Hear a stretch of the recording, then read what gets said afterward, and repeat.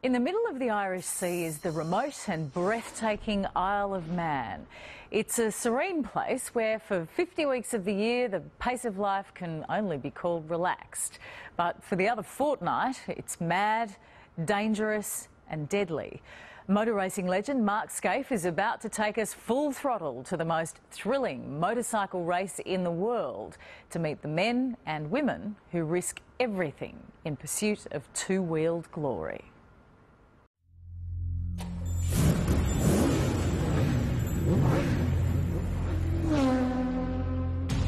It is absolutely just beyond your wildest dreams to think that you could come here and race a motorcycle. The Isle of Man TT is like a religion. It's the oldest motorcycle race in the world. You can stand on the footpath and you could literally reach out and touch the riders going past at close to 200 miles an hour.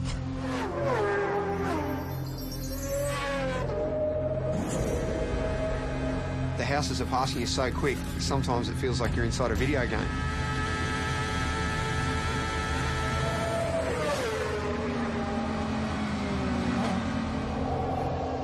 It's frightening. It's damn dangerous and it stresses me out.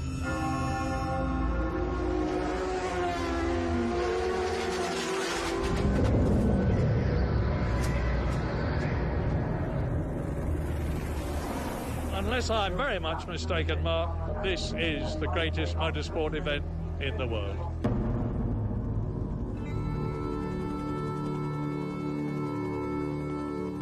Between Ireland and Britain in the Irish Sea sits the Isle of Man.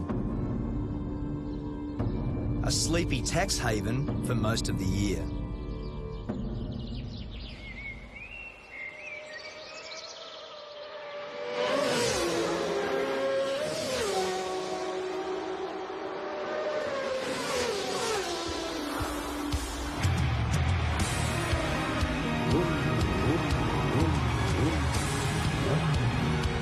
I've come here to witness the most dangerous road race on Earth.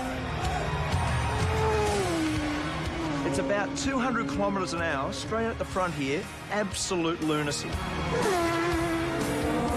I want to find out what drives these riders to test themselves and their machines in a brutal event called the TT, the Tourist Trophy. There's a lot to get right and a lot that can go wrong, so it is part sprint race, part endurance race, and it's a time trial, so it's so unique. Peter Brock used to say that great racetracks have got consequences. The Isle of Man TT is the ultimate road course. It's the fastest, wildest and most dangerous racetrack I've ever seen. And for the riders that compete here, there is absolutely no room for error.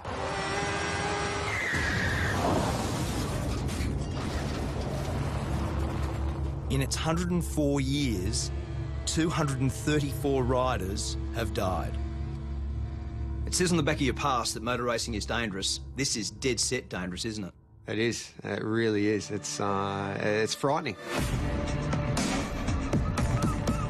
Aussie rider Cameron Donald is one of over 200 starters this year. And when you add the fans, it's like an invasion. With Cameron is his girlfriend Karen, herself a keen motorcyclist. They've been planning for the race all year. So is this normal nervous start tension? Kind of is. Normally this is done the night before. Is it? A late night last night, obviously. Usually we like to have this done the night before, everything, but by the time we finish, like 11 o'clock, just like, let's get out of here and worry about it tomorrow. So what's Karen's job in this world? Keep me calm. We were born without time, nameless in the arm. Cameron grew up in Warrandyte in Victoria. It was his dad, Ken, who introduced him to the thrill of the two-wheeler. Lots of bike photos, not many other ones. It consumed a fair bit of time, didn't it? It did. It took up a lot of time. From a young age, Cameron began winning and winning. remember Mum actually saying to me, you know, you can't, when you're going to buy or build a house, you can't live in a motorbike. I remember saying to her, yeah, Mum, you can't race a house. So I think then she just pretty much gave up. The TT is held over a fortnight. 1 week for practice, 1 week for racing, 7 races in all. And in between, the public can go flat out, no speed limit on the Island Road course. Everyone that races here knows the dangers and they accept them and they do their best to ride accordingly. But I think it's sad in this world that we're all so wrapped in cotton wool these days and there's so few opportunities to do anything dangerous. For Cameron, a plumber when he's not racing, there's no event bigger than this. Riders set off at 10-second intervals. It's all about the fastest lap of the island, and that's what makes it so pure and so dangerous. You sit on the start line, you're looking down that first hill, and because it's not a mass start, you're sitting there getting waved off one at a time. The pressure on you, everyone's looking at you, and it's a rush I've never had out of any other race.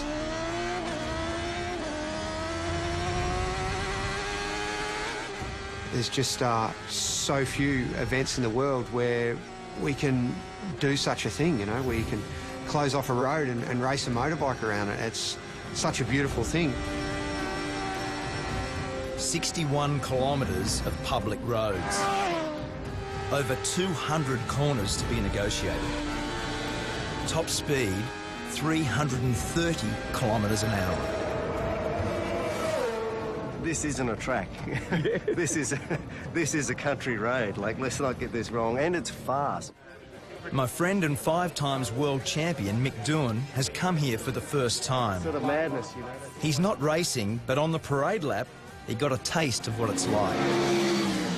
First reaction. As soon as you saw the place, looked around, what was your first reaction? Yeah, I didn't need to come here to have that reaction. It's just, you know, as I say, it really, you know, it is absolutely just beyond your wildest dreams to think that you could come here and race a motorcycle. The race has always had its critics, but from the start, its danger was its attraction. Back then, racing was banned in England, and the island was the only place where there were no speed limits. The TT was born. The voice of motorsport, Murray Walker. You've got a great history here, haven't you? You've been how many years? First of all, let me say it's great to see a great Australian at a great race. To answer your question, Mark, I first came here in 1925. I was born in 1923. My father won here.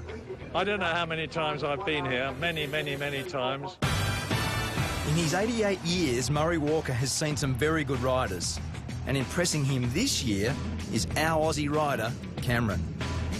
He's got a good bike, he's got some good backing, and he's still got the most important race of the week to come. So maybe, hopefully, he'll get it done. Each time Cameron sets out is an exercise in courage.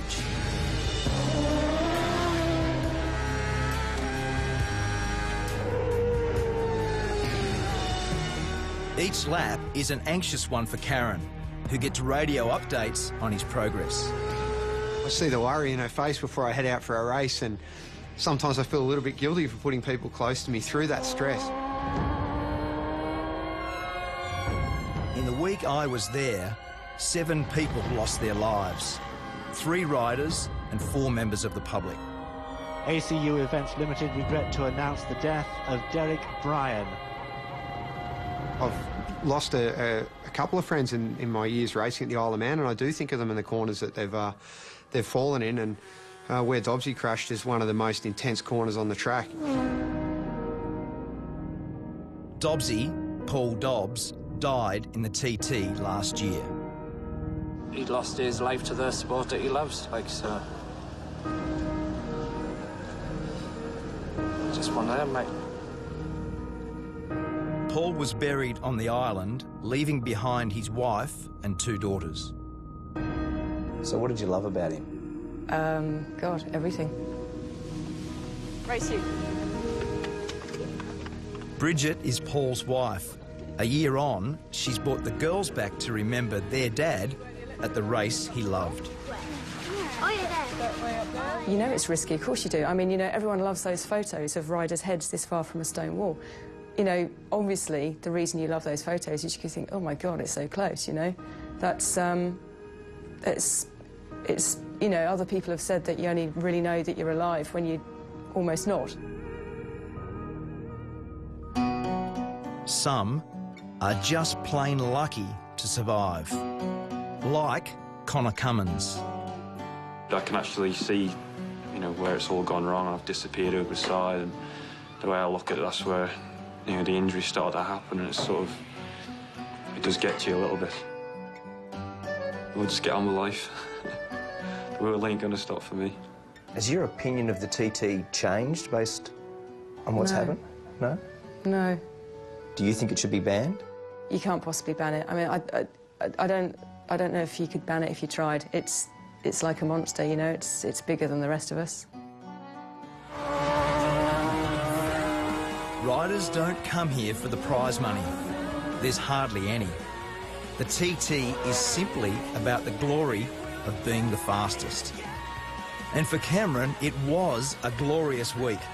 In his chosen race, the Superbikes, he was just pipped for first, but second still felt pretty good. Congratulations, mate. Well done. Really good, huh? When will you settle down and stop doing this? I don't see it too far away. I never saw racing the Isle of Man as a long-term prospect because, look, it is so dangerous, and I do see it as a numbers game. If you keep coming back, sooner or later, I see it's going to catch you out.